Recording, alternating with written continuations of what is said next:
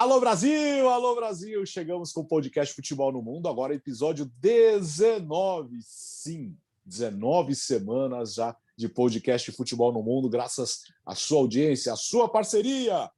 Momento de falarmos essa semana de Eurocopa. Euro é demais. E aí, Léo? E aí, Alex? E aí, o Biratã? Gustavo não está conosco, daqui a pouco você explica por quê. Por um bom motivo, evidentemente, mas avisar o fã do esporte que teremos edições extraordinárias, né, ao fim de cada rodada da Euro. Então, por isso que a gente não vai entrar em muito detalhe dos jogos em si, porque a gente vai passar uma geralzona ao final da primeira rodada, ao final da segunda, ao final da fase de grupos, edições especiais em áudio, né, nas plataformas de áudio. Então, fique esperto aí, se vocês nos vê no YouTube, vá também para as plataformas de áudio para acompanhar nossas edições extras. E vamos que vamos. Essa é a grande notícia. O final de cada rodada, você vai acompanhar o podcast Futebol no Mundo especial Eurocopa. Certo, Bira? Exatamente. E também é o final de cada fase, né? O pessoal, o final só de cada rodada. Não, também tem o final das quartas, o final das semifinais e depois ao final da final, né? É óbvio, né? É o final da final. Então que aí pode ser, inclusive, o nosso normal de segunda-feira. Exatamente. É verdade. Esse daí pode ser o normal de segunda-feira. Então teremos edições extras ao final de cada rodada da Eurocopa, então vamos falar mais dos jogos ali, mas é legal quando o pessoal pega no pé de torneio de seleção, tudo, e de fato às vezes atrapalha o calendário de seleções, tudo, mas competição de seleção, quando ela é relevante, tudo, é legal pra caramba, né? É demais, é demais. O Léo falou do Gustavo Hoffmann, que não está conosco. Ô, Gustavo Hoffmann, por onde você anda? Fala, Alex. Fala, Bertozzi, Biratã, fã de esporte, tudo bem? Bom, sou desfalque nessa semana no podcast Futebol no Mundo.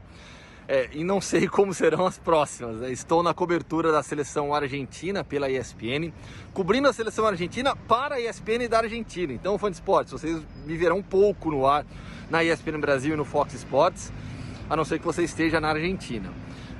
Nas próximas semanas estarei aqui também na cobertura, em loco, dessa Copa América, uma correria, sempre coberturas assim de grandes eventos são bem puxadas, muito prazerosas, mas muito puxadas. Nesta Copa América uma cobertura totalmente diferente, é um torneio totalmente diferente por conta da situação que a gente vive no país. Neste momento eu estou no estádio Newton Santos. Tá aqui, eu tô até bem acompanhado aqui, ó. Essa, para quem nos acompanha pelo YouTube, essa é a estátua do Newton Santos na entrada do setor oeste aqui do estádio. Noite de segunda-feira jogam a Argentina e Chile, estreia de Lionel Messi nessa Copa América. Então, vou deixar vocês, fãs de esportes, com o Alex, com o Bertozzi e com o Biratã, porque o podcast tá bom demais para falar sobre as piores e as melhores contratações do futebol europeu nessa temporada. Nas próximas semanas eu vou aparecendo, tá? A gente vê, quem sabe eu consigo participar de uma edição inteira também.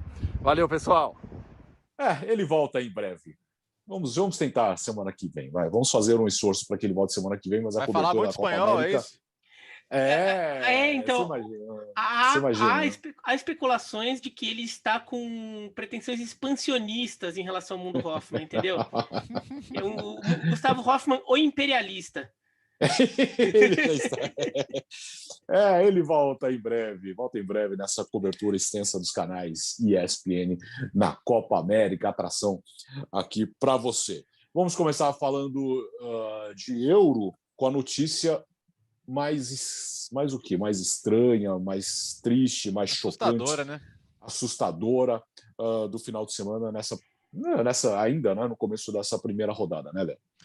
Alex, que quem acompanha futebol há mais tempo tem memórias muito tristes desses episódios no campo, né? De jogadores que nós perdemos, do Serginho, do Foé, que foi numa competição importante de seleções também, a Copa das Confederações, do Ferrer, do Benfica, enfim. Casos que felizmente não terminaram em morte, como o do Muamba, né? Que depois se aposentou, mas sobreviveu. Outros que não deram tanta sorte, como o Morosini na Itália, no Livorno, que inclusive é lá por erros no atendimento. Mas o Christian Eriksen sobreviveu, foi salvo, né? O médico da Dinamarca disse na entrevista do domingo que ele chegou a ir embora e que ele foi ressuscitado, ele foi desfibrilado dentro do campo e voltou à vida. Na prática foi isso que aconteceu, foi levado ao hospital, está fazendo os exames, está bem. Agora é o caso de investigar o que levou a isso, né? Porque não dá para brincar com esse tipo de situação. mas a gente tem que discutir muito sobre a condução, acho que não dos médicos, porque os médicos fizeram o que tinham que fazer, que era salvar a vida dele, mas da UEFA em relação ao jogo, né? Porque houve um grande clima de comoção naquele momento, mas me parece que era muito cedo para se voltar a jogar, por mais que os jogadores naquele momento tivessem achado uma boa ideia. Hoje segunda, né? Se você está ouvindo na segunda ou não, mas as declarações mostram que, assim, eles claramente não tinham condição de tomar essa decisão com a cabeça boa, né? Com a cabeça limpa e sem pressões, né? Primeira coisa, acho que vamos deixar claro. Os médicos ressuscitaram o Eriksen. Ponto. Então, não tem críticas, não pode ter crítica nesse momento sobre os procedimentos. Não podem ter. Ele está de volta, ele está se recuperando e vai tocar a vida dele no esporte ou não. Agora, os médicos, a família e o Eriksen, eles vão decidir sobre isso. Agora, o jogo voltar foi uma questão muito complicada. Psicologicamente, não tinha a menor condição de ter continuado aquela partida, né, Bira? Não tinha. A gente critica muito as entidades que organizam futebol aqui no Brasil ou na América do Sul, né? No caso do CBF, Conmebol, a gente critica muito e merecem críticas, até a questão da Copa América, tudo. Mas a UEFA, nesse caso, foi um absurdo o que aconteceu. E dá para dizer até que num caso mais grave, porque foi um caso que envolvia a quase morte de um jogador durante a partida, né? De uma insensibilidade absurda. Ficou evidente, assim, já na hora já estava parecendo estranho, né? Eu até tuitei isso que, se foi realmente a vontade dos jogadores, legal, ok. Eu não falei nem que gostei, eu falei, ok. Agora, espero que não tenha havido nenhuma pressão. E teve gente que mandou mensagem falando, não, olha a teoria da conspiração, sei lá o quê. Um dia, naquele mesmo dia, né, no próprio sábado, já surgiram notícias ali de que não tinha sido bem assim. E ontem ficou mais claro que os jogadores da Dinamarca e da Finlândia escolheram sim voltar ao jogo, voltar a campo no sábado, considerando as opções que foram dadas a eles. Não é que eles tiveram todas as opções, vão falar, o que vocês querem fazer?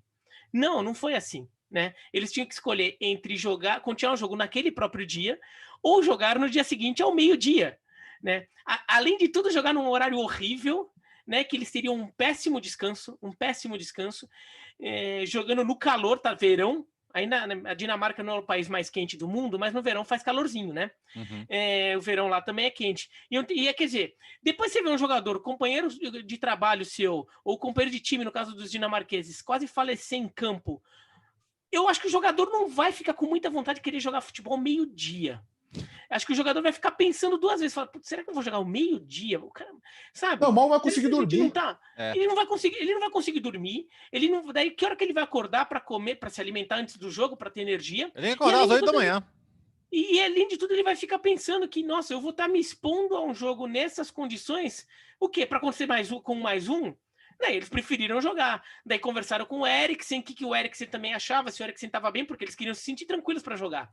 E daí o Eriksen meio que falou, não, tá tranquilo, tô melhor, assim, se vocês quiserem jogar, vamos lá que tô me sentindo novinho. Então, assim, é um absurdo o que aconteceu, esse jogo ter voltado, ainda mais nas circunstâncias em que a gente descobriu depois que isso aconteceu. E só uma coisa que o Bertozzi falou bem no comentário inicial, que agora tem que investigar o que aconteceu com o Eriksen, né? Então, assim, ficar especulando muito se ele ainda vai voltar a jogar ou não, sei lá o quê. A gente nem sabe o que aconteceu com ele. Exato. A gente nem sabe qual foi que situação que causou, que condição que causou aquilo. Então, especular se ele vai, falar se ele vai voltar ou não, é pura especulação. E convenhamos também, eu entenderia perfeitamente que mesmo que os médicos liberassem ele para voltar, a mulher dele, quer dizer, a namorada, né? Eles não são casados, mas a namorada, os dois filhos deles, ia falar: meu, você já ganhou um bom dinheiro na vida, tudo. Não precisa, você já conseguiu tudo isso, não precisa, vai se expor de novo. Convenhamos que, assim, se fosse na minha família, eu não sei se fosse com alguém na minha família, eu não sei se eu daria um ok, não. Eu falei, não, o médico até te liberou, mas, já deu, vai trabalhar como técnico, treinador, comentarista de TV, vai fazer outra coisa que de repente não exija tanto do seu corpo. Alex, pensando muito na situação, assim, na hora, acho que estava todo mundo muito envolvido emocionalmente, né? Nós também, pô, quem estava vendo, a gente, como eu falei, a gente lembrou de outros episódios tristes, dramáticos. Então, na hora eu até pensei, pô, legal, os caras vão lá, vão fazer isso por ele e tal, mas claramente, acho que nem a gente, para avaliar, estava numa posição 100% de cabeça, né? Porque a gente fica mexido, e os jogadores, na verdade, eles queriam ficar livres logo. Era isso. Eu vi muita gente falando, eu acho uma insensibilidade tremenda, mas agora é fácil falar porque perdeu. Não é essa a questão. Eu acho que assim, na boa, eu não imagino um jogador da Dinamarca preocupado por ter perdido esse jogo. Zero. Nada. Perdemos, puxa, e agora? Eu acho que assim, nem o próximo jogo foi assunto ainda. Nada disso deve ter sido assunto ainda, né, Biratã? Eles não perderam, eles ganharam o jogo. Então, é isso. O jogo que eles tinham que ganhar era ter o companheiro vivo. Entendeu? O que aconteceu depois, o capitão da equipe, não chegou, acho que não pediu para sair, mas estava na cara que ele não tinha condição de jogar, ele sai no começo do segundo tempo. Por quê? Porque a prioridade já não era mais o futebol em si, era continuar aquele jogo no que fosse melhor possível para cada um dos jogadores. O Kjaer não tinha condição de ficar. O Kjaer que foi um dos heróis dessa história toda. Sim. E o ponto, e assim, eu até postei no blog sobre isso, cara, o Kjaer é do Milan, né, o Eriksen é da Inter, claro que ninguém pensa nisso na seleção, mas as torcidas dos clubes pensam, e a torcida da Inter colocou uma faixa em homenagem ao Kjaer no domingo, né, exaltando seus valores aí de homem, de capitão, então isso mexeu muito com todo mundo. Agora, o que me impressiona, é assim, eu fui até consultar o regulamento, e tem várias coisas que o regulamento faz que você podia entender que o jogo não precisaria ser no domingo meio-dia. Uma delas se o jogo for interrompido, ele começa no dia seguinte. Mas se não for possível, na data mais próxima para a competição poder ter uma sequência normal. E tem casos que são casos de força maior. Caso de força maior, o que é? Não vai estar escrito no regulamento o que fazer quando um jogador tiver parada cardíaca no campo. Não está escrito no regulamento. Então, esse é o tipo de situação que qualquer coisa que vier do comitê de crise, do comitê de emergência, do presidente da UEFA, acata-se. Porque é força maior. Então não é que eles estariam fazendo algo absolutamente proibido ou que iria violar os princípios da competição. E mais, o regulamento de Covid determina que se um time não tiver jogadores para jogar, o jogo pode ser adiado em até 48 horas. É diferente? É diferente, mas se você dá uma janela de 48 horas para um jogo ser adiado, quer dizer que a janela existe. Então por que não falar, gente, vamos para casa? Vamos para casa. Vamos para casa, vamos conversar, ou hoje à noite, ou amanhã, quando tiver todo mundo calmo, a gente vê o que fazer. Se vocês acharem que não dá para continuar, aí, enfim, porque a questão não foi desse jeito, né? Foi, gente, é o seguinte, ou volta agora, ou volta amanhã, ou a gente mete um 3-0 contra vocês, a escolha de vocês e paciência. Pelo menos foi o que o Peter Schmeichel contou na entrevista que ele deu. Os jogadores não falaram disso, mas o Peter Schmeichel, que além de ser uma lenda, é pai do goleiro da Dinamarca, ele falou sobre isso. Então, assim, achei que não precisava, né? Sabe, naquela hora, fala para o torcedor ir para casa, fala para todo mundo ir para casa, vamos definir isso com calma. Eu acho que porque no começo parece muito boa ideia de falar o que os jogadores decidirem tá bom. Mas você já tentou tomar alguma decisão depois de um trauma? É quase impossível. Logo depois de um trauma, né? Ou minutos depois de um trauma. Esse negócio de deixar as pessoas decidirem tudo é bonito na teoria, mas tem que tomar cuidado, porque tem que pensar o quanto as pessoas realmente elas estão nas melhores condições psicológicas, em alguns casos também com as informações corretas, para tomar essas decisões por si só, né?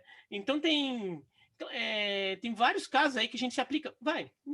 O Serginho do São Caetano, ele quis jogar. Uhum. Ele fez exame lá no São Caetano, o exame deu que ele tinha um problema e ele quis jogar e assinou lá um documento, falando, não, eu aceito jogar tudo. Acabou falecendo.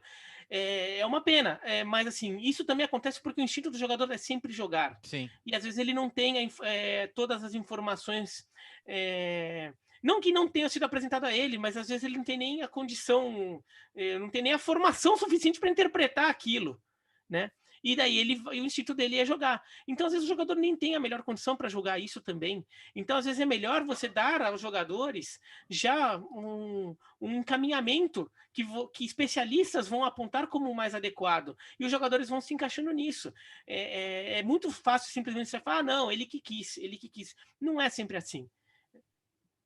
Agora, no fundo, a UEFA estava preocupada com a sequência do torneio. Tanto é que e também de não encavalar os jogos. Isso. Não encavalar os horários. Né? Por que meio-dia? Agora, tem um contrassenso aí. Porque eles invadiram Bélgica e Rússia. Para quem transmite o jogo, é péssimo. O Sport TV estava transmitindo o jogo, teve que mudar, teve que fazer uma manobra para tirar o jogo da Dinamarca do canal, colocar no outro, entrar. Então não foi uma boa decisão também. Nem mesmo do ponto de vista estratégico. Não é o ideal ter jogos encavalados, tirando a última rodada, evidentemente, numa fase de grupos no torneio. Então não foi boa ideia também. Foi pior. Né? Foi pior. Eu acho que, inclusive, se eles pensassem um pouco nisso, se eles fossem bem sacanas mesmo, estivessem pensando só na imagem, eles não invadiriam outro jogo. Acho que nem nesse aspecto a decisão foi inteligente. Ou então, no último caso, atrasasse o Rússia uma hora. Exatamente. Então, até no aspecto comercial e de direitos da coisa, não foi uma decisão lá muito inteligente. Mas, enfim, acho que a gente só pode agradecer pela vida dele agora, isso que é o mais importante de tudo. E como eu disse, essa derrota, nossa, ela importa tão pouco, né? O Marca foi muito feliz, né? Já temos os vencedores da Eurocopa. O Marca às vezes faz umas capas bem bizarras, mas quando eles acertam Sim. muito. Não, Biratã? E aí nessa aí, quando eles acertam, né? Quero te falar, já temos os ganhadores dessa Eurocopa, os médicos, é isso, cara. Sim, os médicos, os torcedores que não participaram diretamente, mas também como reagiram, e os jogadores da Dinamarca, né, que mostraram ali um entendimento humano da situação impressionante, assim, um entendimento de como se deve agir, como eles podem ajudar aquele momento a ser menos traumático. E sendo que e tiveram até a frieza, né, de eles estarem passando tudo aquilo com um amigo e conseguirem pensar, não, como a gente tem que agir agora, né? A Dinamarca também teve uma capacidade de entendimento da situação que é impressionante e no final das contas, não vou dizer que isso mudou o resultado final da tentativa de ressuscitar o Eriksen, porque isso é muito papel dos médicos, mas certamente vai ajudar muito na recuperação do Eriksen. Sim. E ajudou muito na recuperação do público até, no público que ficou chocado com aquilo e aos poucos foi digerindo tudo o que estava acontecendo, tudo aquilo que aconteceu em torno certamente ajudou a ser menos traumático do que seria se os próprios jogadores da Dinamarca também não tivessem agido como agiram. Bom, no final da primeira rodada, você vai acompanhar o podcast especial do Futebol no Mundo. A última rodada amanhã, terça-feira. Será na terça-feira, provavelmente na quarta-feira, você vai acompanhar o podcast especial assim na primeira, na segunda, na terceira, e depois na fase mata-mata, com oitavas, quartas e semifinal da Euro, você vai acompanhar o podcast especial. Ainda na Europa, vamos falar um pouco de contratações, já olhando... aliás, assim que acabar a Eurocopa, a gente já vai ficar com aquela vontade, tipo, volta logo, e ainda teremos ali um mês pela frente. Mas vai sair a tabela da Premier League já agora, já dá para a gente começar a se programar. Não podemos esquecer que o Arsenal é o líder do campeonato. Mas e as contratações? Pelo critério de ordem alfabética. Exatamente. Só para quem não Você sabe a curiosidade que quando o Bournemouth estava na primeira divisão, o Arsenal não era o líder, porque o nome formal do Bournemouth é AFC Bournemouth. Então, na tabela ele aparecia em cima, mas deixa o Arsenal curtir esse momento, até porque o próprio torcedor do Arsenal acha que isso não vai passar da primeira rodada. Ok. Acho que final de temporada é sempre hora de fazer o balanços, né? E de quais contratações deram muito certo. E aí acho que a gente podia começar na Premier League falando das boas, né? Das que não deram certo a gente fala daqui a pouco. E porque eu estava assistindo agora há pouco o jogo da Premier League e, por exemplo, o Koufal, lateral direito, que deu o cruzamento para o primeiro gol do Patrick Schick. Foi uma baita contratação do West Ham, né? Que já tinha acertado com o Souček, que é outro jogador da República Tcheca, vindo também do Slavia Praga. Tinha chegado por empréstimo e depois acabou ficando. E eu até coloquei o Koufal, se não me engano, na minha seleção aqui que a gente fez da Premier League. Então a gente está vendo aqui na Euro alguns jogadores que ou já funcionaram ou que ainda podem funcionar como boas transferências. Mas antes de passar a bola para o Biratã, eu queria falar de dois brasileiros, cara. Do Thiago Silva, porque um zagueiro deste patamar a custo zero. Aí você fala, não existe custo zero de transferência, né? Claro que ele recebe um salário e bons bônus. E queria falar também de um que eu acho que deveria estar até no radar de seleção brasileira hoje, que é o Rafinha, do Leeds, que foi para lá do Rennes, custou 20 milhões de euros, o que em patamares de Premier League, é uma pechincha, e acabou sendo um grande destaque também do time do Marcelo Bielsa ao longo dessa temporada. Então foram 2 brasileiros que chegaram à Liga, o Rafinha mais jovem, o Thiago já veterano e super vitorioso, mas que eu queria começar a minha lista aí de destaques de contratações da temporada por eles, o Biratã. Não, o Thiago Silva, eu fiz uma lista bem. Na verdade, eu não fiz bem uma lista, eu coloquei uns nomes ali, e poucos assim. Eu pensei em colocar o Thiago Silva, mas será que não vai ficar muito tudo? Mas o Thiago Silva certamente foi. O Chelsea, no final das contas, teve um bom mercado, ainda que alguns jogadores nem tenham rendido tudo o que se esperava. No final das contas, o time ganhou a Champions League, né? Então, e alguns jogadores acabaram ajudando bastante nisso. Mas acho que não tem como não colocar nessa lista o Rubem Dias, que ele é contratado do Benfica e para muita gente, para mim, inclusive, acho que para você também, né, Bertozzi? Foi o melhor jogador da Premier League. Sim. Acho que você também tinha colocado, Então, o Rubem Dias jogou demais, o zagueiro português do Manchester City. Então, não tem como não colocar ele como uma das grandes contratações da temporada. Então, demais. Aliás, o Thiago Silva, que grande contratação, porque no começo um monte de gente ficou desconfiado, né? Não, e ele vai muito mal no primeiro ou no segundo jogo dele. Logo no começo da passagem dele, ele vai muito mal, comete uns erros bizarros e o Chelsea perde. E depois, uma atrás da outra, só jogando bem. Sabe, eu queria destacar também em outro sul-americano, que é o Emiliano Martínez, o goleiro da Argentina, e que inclusive está na Copa América, chegou muito merecidamente à seleção, porque ele estava ali, ele não queria brigar por posição com o Leno, queria jogar, e acho que isso se mostrou muito acertado. O Aston Villa ganhou muitos pontos por causa dele, né, as famosas clean sheets, ele ajudou a garantir, então acho que ele entra também nessa lista. Tem um que eu fiquei em dúvida se colocar ou não, mas acabei colocando, porque acho que ele teve um impacto bom na primeira parte da temporada, que foi o James Rodrigues no Everton. Eu não colocaria no topo da minha lista, porque ele se machucou muito, ele inclusive nem veio para a Copa América, né? Mas eu acho que ele trouxe um bem-estar, uma autoestima para o torcedor do Everton, né? Que é, no final das contas, trazer um jogador de nível internacional, vitorioso, reconhecido, que acho que fez muito bem. É uma pena que ele não tenha conseguido se destacar tanto assim por causa das lesões até o fim da temporada, mas o impacto inicial dele, por exemplo, foi muito importante, né?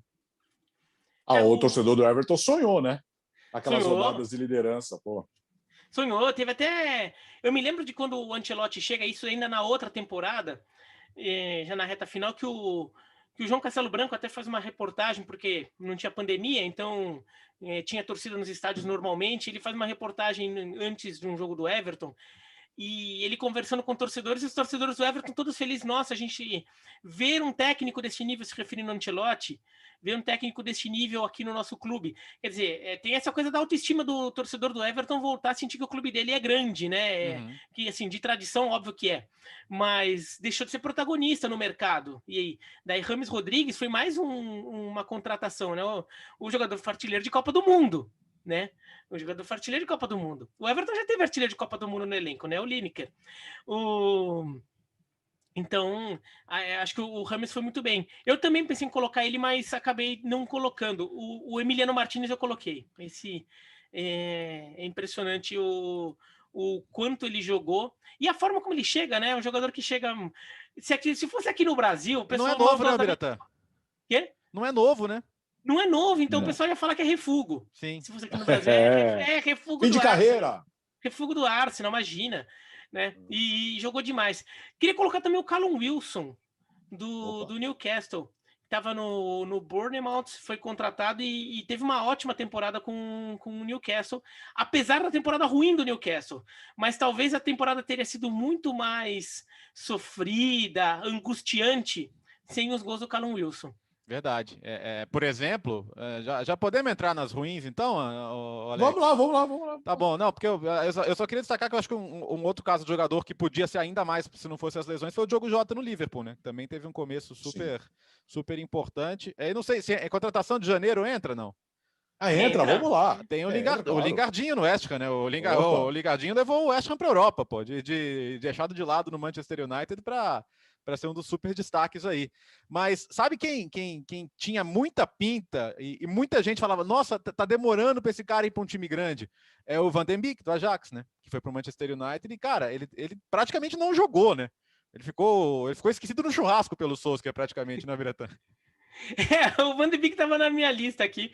Outro que eu pensei daí também contratação de meio de ano foi o William José, que ele é contratado pelo Wolverhampton para substituir o Jimenez que tinha machucado, né? Sofreu uma concussão gravíssima. E no final das contas, olha, não faltou oportunidade para ele. Não. Né? Não faltou oportunidade, o Nuno Espírito Santo colocou o William José de titular. Eu fiz alguns jogos do Wolverhampton, eu até falei, eu não vou querer cravar, porque também é muito fácil chegar e falar, não, o jogador é ruim, não serve, não é isso. O William José tem uma carreira internacional de respeito ali no futebol espanhol, acho que não dá para desconsiderar isso. Mas ele é um jogador que claramente não entrou no ritmo da Premier League.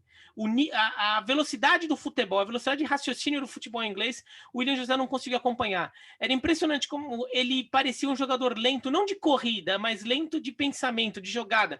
Então, ele toda hora era antecipado. Então, aquele domínio que você faz aquele domínio para, pensa e toca, na Inglaterra você não tem o para, pensa e toca. Você tem o domínio e toca. Você já vai fazendo ação porque é tudo muito acelerado.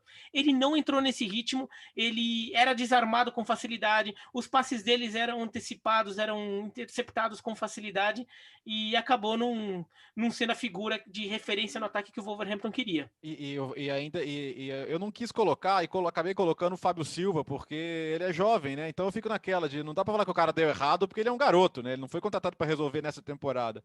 Mas com a lesão do Raul Jimenez, muitas vezes ele teve que entrar e claramente não tá pronto ainda, né? Um jogador que a gente não sabe ainda se vai virar. Mas como ele foi muito caro, né? Eu fiquei com aquela coceirinha de colocar ou não. Vamos falar do Arsenal, né? Porque para mim é o segundo ano que o Arsenal vai muito com sede a um jogador, como aconteceu com o PP e agora com o Thomas Partey. E não é que ele tenha ido mal, mas quando você gasta tanto, o cara tem que ter um impacto maior, né? Sei lá, o William não foi o que se esperava, mas o William foi de graça, o William estava no mercado, foi uma oportunidade, né? Tem relação muito boa do empresário com o Edu e tudo mais, ele acabou indo para lá. Mas o Thomas Partey custou caro e acho que a gente imaginava um impacto maior também, né? E não é um dinheiro que o Arsenal pode, entre aspas, desperdiçar, né, Biratã? Exatamente.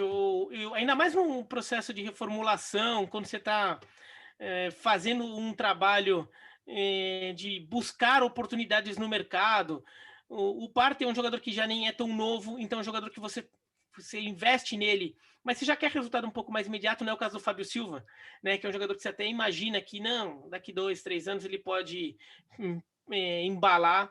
O Partey é um jogador que seja contratado para ter mais resultado. O William também, até porque o que mais eu coloquei o William na lista no final das contas, e eu gosto muito do futebol do William, mas o William ele tem 5 assistências na temporada e é o líder do Arsenal em assistências. Então parece, não, tá bom, né? Mas o problema é que foram 3 assistências na estreia. É verdade. Né? Ele estreia com 3 assistências. E o William era um jogador que muitas vezes no Chelsea, em temporadas ruins do Chelsea, com o Mourinho, a temporada passada também, a temporada meio atribulada do Chelsea, ele chamava para ele a responsabilidade. Ele não que ele fosse jogador que não dá a bola aqui debaixo do braço e eu vou resolver. Não é isso. Mas é um jogador que resolvia com cruzamentos decisivos, com gols de falta, tirando o time do aperto. Ele era um jogador que muitas vezes salvou o Chelsea de algumas enrascadas quando o Chelsea não estava legal. E, sobretudo, nos jogos contra o Tottenham também. Ele jogava muito contra o Tottenham, sempre, né? Pelo Chelsea. E dessa vez, o Arsenal esteve em várias dessas enrascadas e muitas vezes eu ficava imaginando, pô, mas não vai ter um cruzamento do William na cabeça do Aubameyang ou do Lacazette para sair o gol? Não vai ter um gol de falta do William para resolver o problema aqui? E não aparecia, né? Então, acho que dá para colocar o William. Eu acho que o William joga mais do que ele jogou, apesar de ter sido líder de assistências do Arsenal na temporada. Esperava-se mais dele, né? Sim. Podemos mudar de liga, Alex? Vamos para a Espanha? Vamos, porque a Espanha, para mim, tem a única que é comparável ao Rubem Dias na Europa inteira, que é o Luis Suárez no Atlético de Madrid, né? Opa! Também foi. E o Rubem Dias ainda foi caro. O Luis Suárez foi. Toma! Olha, tem um atacante de centenas de gols sobrando aqui, Atlético. Mas a gente não quer. Eu tentei mandar ele para Juventus, mas aí fizeram uma lambança danada com o exame de italiano dele, tipo o do Gustavo Hoffmann. Mentira, o Gustavo tá estudando mesmo, tá? Ninguém passou as respostas para ele, não. Mas, poxa vida, e é isso. não tem si no futebol. Sem os gols do Luis Soares, não tinha o Atlético de Madrid campeão, cara. Não tinha. Ele foi a diferença. Ele ajudou o Atlético de Madrid a ser campeão espanhol. Ele fez a diferença brilhantemente. Foi uma super contratação, né? Essa foi uma das contratações ou dispensas mais inexplicáveis do futebol, né? Não, é aquela coisa, não foi só assim que o Luis Soares foi meio que dado de presente, foi oferecido ali, né? Ô, Atlético, tem esse cara aqui. Não, ele foi oferecido pelo seu adversário direto. Exato. Pelo time que vai brigar pelo título com você. É que foi campeão, era pra piorar, né? No caso do Rubem Dias, ele tá vindo do Benfica, tudo. Né? O Luis Soares veio do Barcelona. E o Luis Soares fez os 2 gols da vitória, né? Das vitórias, nos últimos 2 jogos. Nos últimos 2 jogos. O Atlético Madrid, aquele sufoco todo contra o Osasuna, sufoco todo contra o Valladolid, ele fez o segundo gol, o gol da virada nos 2 jogos. Outro jogador do Atlético eu coloquei, eu não sei se eu não sabia se podia colocar, tá? Uma questão meio de critérios. O Carrasco. Porque o Carrasco ele foi do Atlético, ele saiu, daí ele volta na temporada 2019-20, ele volta por empréstimo, mas ele tem só que daí ele é comprado em definitivo de novo para a temporada 2021. O Alex decide. Vale, vambora. Então, ele tinha que ser devolvido pro Dalian da China. E daí ele foi contratado em definitivo, faz uma ótima temporada no Atlético de Madrid, ainda mais um Atlético de Madrid que, ao contrário do que muita gente pensa e fala, o Simeone variou muito o esquema de jogo do time, sim. Não é que o Simeone só joga de um jeito. O Atlético de Madrid variou muito, e o Carrasco, não tanto quanto o Marcos Llorente, que foi o jogador mais coringa do time, mas o Carrasco, pelo lado esquerdo, ele foi lateral, ele foi meia avançado, ele foi ala, quando foi linha de 3 também. Então o Carrasco, achei que foi um jogador muito importante pro Atlético de Madrid, fez uma ótima temporada, e eu acho que ele chega até a entrar na seleção da Liga do Gustavo, aqui do podcast. Na minha ele não entrou, mas do Gustavo acho que ele entrou. Entrou. Apesar do Barcelona ter dado o Soares de presente, eles fizeram uma contratação que para mim é contratação para bons anos aí, que é do Pedri, né? Veio do Las Palmas. É até curioso que o Pedro está na Euro. Se a Euro fosse em 2020, ele não seria nem cogitado, ninguém nem imaginaria que o jogador do Las Palmas acabaria no grupo. Então, para ele, o adiamento da Euro foi ótimo. Mas muito, muito bom para a juventude que ele tem, né? De uma personalidade, entendimento do jogo. O Messi adora ele, o que é muito bom para quem é do Barcelona, né? Você vê que o Messi tem um baita carinho com ele já. Você vê que pega, vem, moleque, vem que eu vou te ensinar algumas coisas aqui. Então, eu acho que mesmo numa temporada que não dá para não dizer que foi decepcionante, né? Apesar do título da Copa do Rei, o Barcelona sempre quer mais, mas achei uma bela contratação. E uma última que eu tinha colocado, o do Pedri também tinha, assim, o Pedri jogou demais no Barcelona e ajudou muito o Barcelona numa temporada que foi uma temporada meio merda do Barcelona, como você mesmo disse, né, o Bertozzi. Mas eu coloquei, assim, contratação não é exatamente, é contratação de técnico. Mas eu não tive como não colocar o Koundé nessa, né? Que ele mudou o patamar do Celta. Ele mudou o patamar do Celta. O Celta de time que estava lutando e provavelmente lutaria contra o rebaixamento, se tornou um time que chegou até em algum momento a sonhar com uma vaga em competição europeia. Uhum. Né? E ficou uma sensação de que se o Celta não tivesse perdido tantas rodadas com vários e vários tropeços antes do Koundé chegar, ele teria feito mais pontos o suficiente para brigar por uma vaga ou na Liga Europa ou na Conference. Então, acho que o Koundé merece entrar como lista de grandes contratações, pensando de técnico assim é um pouco mais fácil, roda muito mais, mas essa teve uma diferença muito clara no time, já no meio da temporada. Eu pensei muito aí num grande nome, que é o Davi Silva, né? É mais um da categoria. Nossa, imagina se não se machucasse, porque, cara, o Davi Silva, ele se encaixou numa Real Sociedad, que é hoje o time mais de base da Espanha, em termos de formar jogadores e ter um time formado em casa, e ele era a cereja do bolo, né? E o Davi Silva, assim, eu reluto muito em usar a palavra craque, mas eu acho o Davi Silva craque, cara. Eu acho ele um jogador de uma inteligência, de uma compreensão do jogo absurda, e ele levou o patamar do time. Ele levou muito o patamar do time, que mais uma vez vai para a competição europeia. Não sei se o Biratã até concorda com essa minha avaliação, mas eu considero o Davi Silva um luxo. Ele estava assinando com a Lazio, a Real Sociedad bateu o telefone para ele e falou: não, volta para a Espanha, pô, vai fazer o quê na Itália? Volta para cá. E ele foi. Não, o Davi Silva não, o Davi Silva é espetacular. O pessoal lembra muito do Xavi e do Iniesta, daquela geração de meio-campistas da Espanha, bicampeã europeia e campeã mundial, mas era uma geração de meias, não era só o Xavi e Iniesta. Eles eram os jogadores que mais chamavam atenção, até pelas conquistas em clubes. Mas tinha Fábregas, tinha Davi Silva. E Davi Silva, ele sempre foi mais discreto, ele não jogava em time grande, jogava no Valência, um time tradicional, mas não era jogador, né, de Real Madrid ou de Barcelona, que dominavam a seleção espanhola na época. Mas o Davi Silva é um absurdo, e ele chega na Real Sociedad e ele ajudava a dar um ritmo, dar consistência para aquele time que na primeira metade do primeiro turno do Campeonato Espanhol estava brigando pelo título. Sim.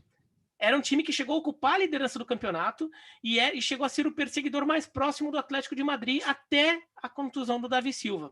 Daí o time cai bastante, não tem reposição, o Oyarzabal também machucou na mesma época, então o time caiu bastante. E claro, daí não vai conseguir retomar com tanta facilidade assim o ritmo, ficou apenas, entre aspas, com a vaga na Liga Europa. Ô, Biratã, e falando em presentear um rival, né?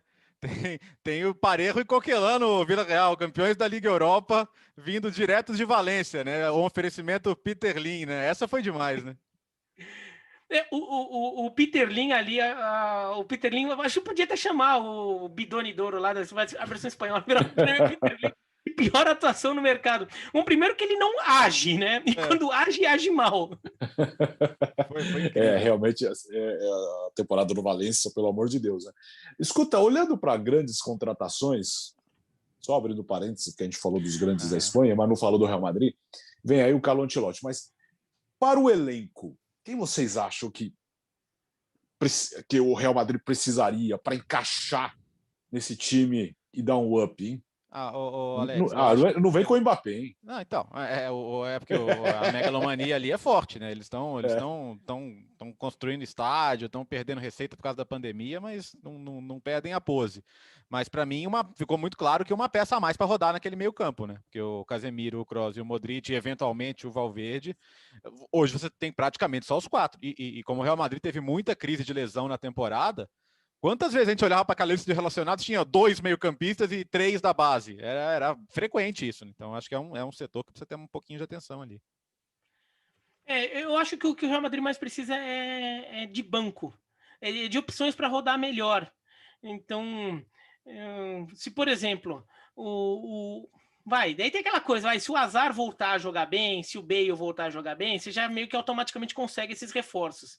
Mas se eles não voltarem, jogadores que como eles, então, para rodar o meio de campo, até para rodar o ataque também, porque muitas vezes o ataque depende do Benzema, vai saber se o Benzema não vai ficar suspenso num jogo importante, não vai ficar lesionado num jogo importante. O Real Madrid, quando precisa rodar um pouco, sofre. Isso porque o Zidane é até um técnico que em determinado momento até gostava de rodar bastante algumas posições.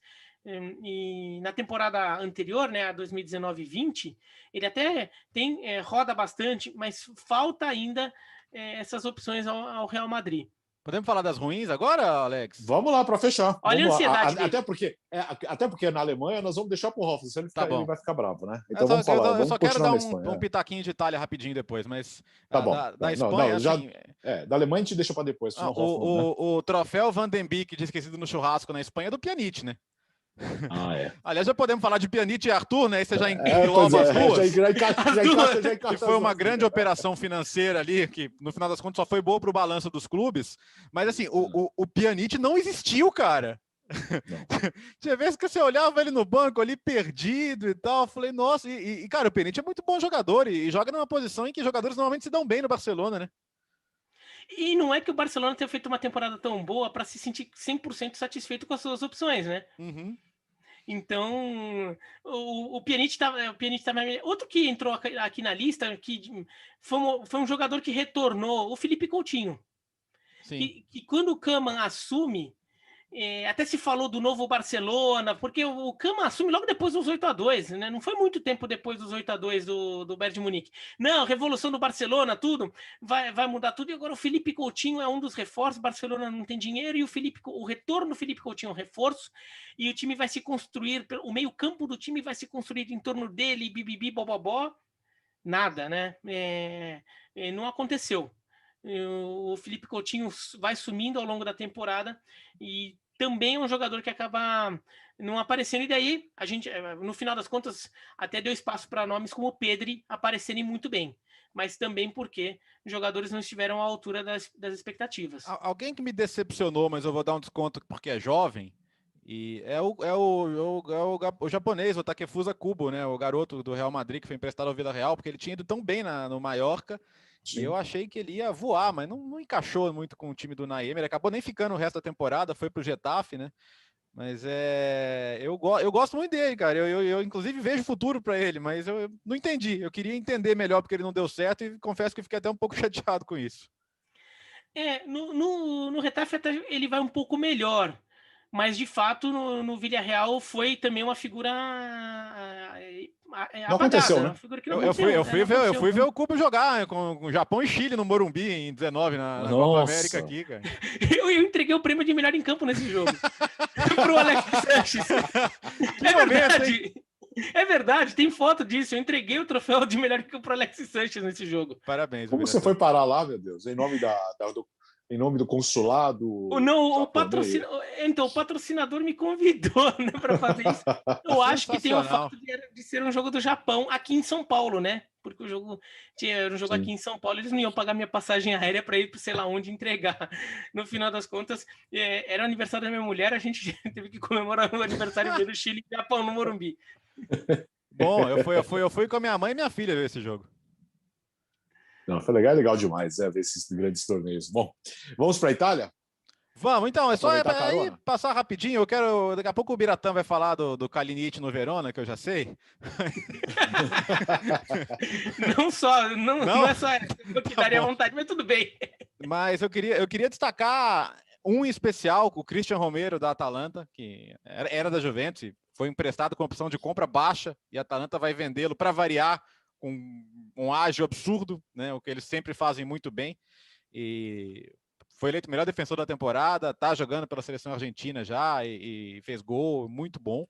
O Hakimi na Inter, que talvez a Inter precise vender agora, porque acabou o dinheiro, né? A gente já discutiu isso aqui sobre a crise chinesa na Inter, mas achei que encaixou. E eu sempre imaginei que fosse encaixar muito bem no esquema do Conte.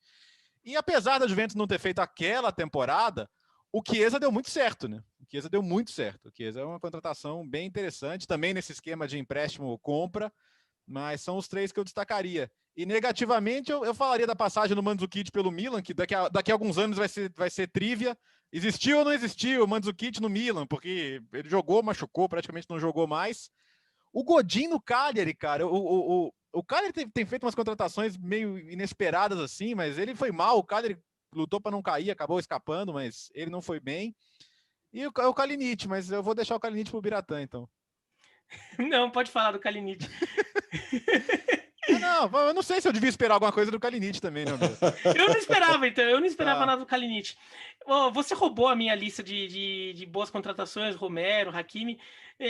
Dentro daquele princípio de qual que foi aqui, do Carrasco, teve o Kjaer no Milan também, que foi uma confirmação de ele já estava por empréstimo e daí teve a contratação confirmada, a compra, né, na temporada. Eu acho que é uma menção, não só assim, o Kjaer ficou na minha evidência por tudo que aconteceu nesse Dinamarca e Finlândia, mas ele faz uma boa temporada sim no Milan. Sim. Como decepções, o Arthur na Juventus, que você já mencionou, né, Bertoldi? E assim, é um jogador que a gente sabe que tem talento, mas na Europa não está respondendo, não respondeu no Barcelona, agora não responde na Juventus, acabou perdendo espaço na seleção brasileira compreensivelmente, e você já começa a pensar, será que não vai acontecer? Será que daí é um jogador que daí volta para o Brasil, daí quando voltar para o Brasil pode até voltar jogando bem, mas a gente vai perder uma carreira internacional do Arthur?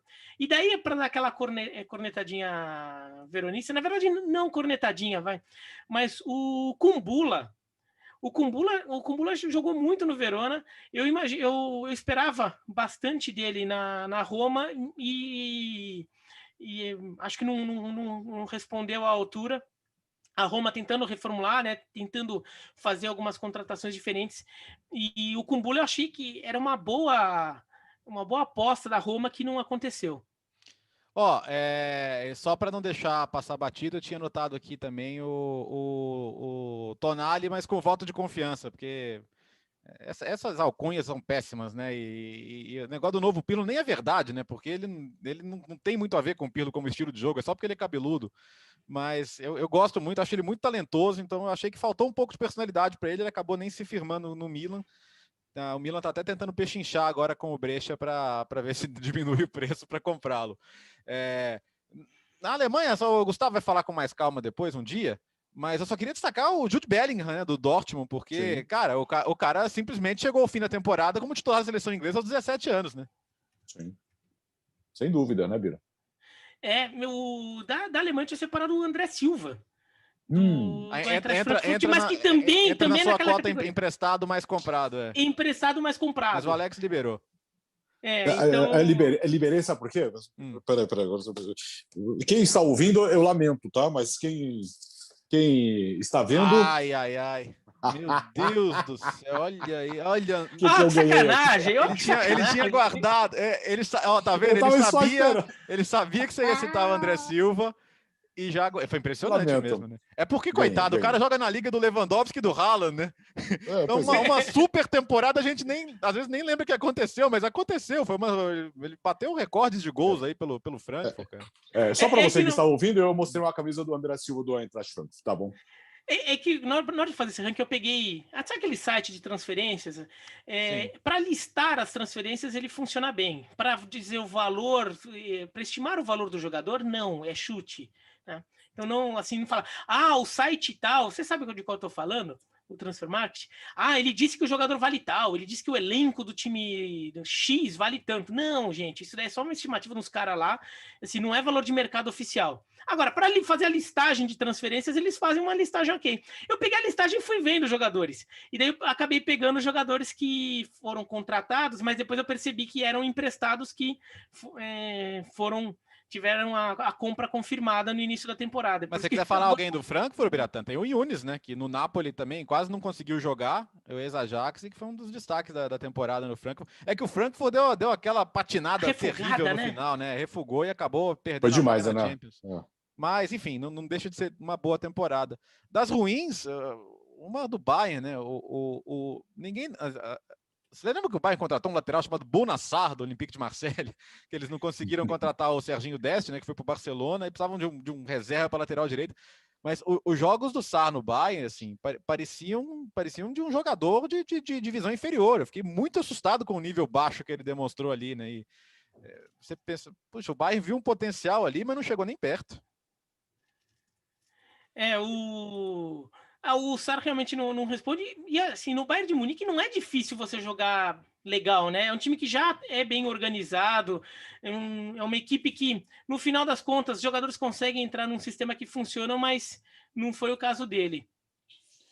Senhores, nos vemos essa semana de novo, é isso? Sim, menção honrosa ao Burak Yilmaz do Lille na França. Opa! Então, na França eu peguei o Burak Yilmaz, como bons exemplos, né? O Paquetá, para ter um brasileiro também, e o Voland no Monaco, que também foi uma contratação que funcionou muito bem num time que ninguém falava muito, mas voltou a conquistar uma vaga na Champions League. E se você tá no YouTube, Alex, deixa nos comentários aqui também a sua. Sim. Lembra que isso aqui é uma Esquecemos de alguém aí? Não, é uma lista que a gente fez aqui, não significa que a gente está elegendo esses foram os melhores. Estamos só citando. Só citando, entendeu? Porque não, daqui a pouco vai falar, e o fulano de tal joga vôlei. Tem isso agora. Vai ter, né? O fulano de tal joga vôlei, sei lá, talvez jogue, mas assim, a gente pode ter esquecido também. Fala, joga aquela pessoa da sua família. Pronto. Opa! Calma, Beto. Calma. É o seguinte, nós ficamos por aqui, é o episódio 19 do podcast Futebol no Mundo. Essa semana teremos, sim, uma edição especial depois da primeira rodada da Eurocopa, tá? Então, essa semana, 2 edições você vai acompanhar aqui, fique ligado no seu agregador favorito, o episódio normal, o 19, também no YouTube, para você que está nos acompanhando, mas o especial da Euro só no seu agregador favorito. Fechou, Léo? Fechou, beleza, tamo junto, obrigado a todos. Valeu, Bira. Falou até, acho que é terça agora, né, já. A primeira rodada é essa terça, eu botei até na minha agenda lá para não perder. Pra gente não se perder aí, tá bom? Valeu, gente, obrigado pela audiência, até semana que vem, ou o especial da Euro durante a semana, valeu.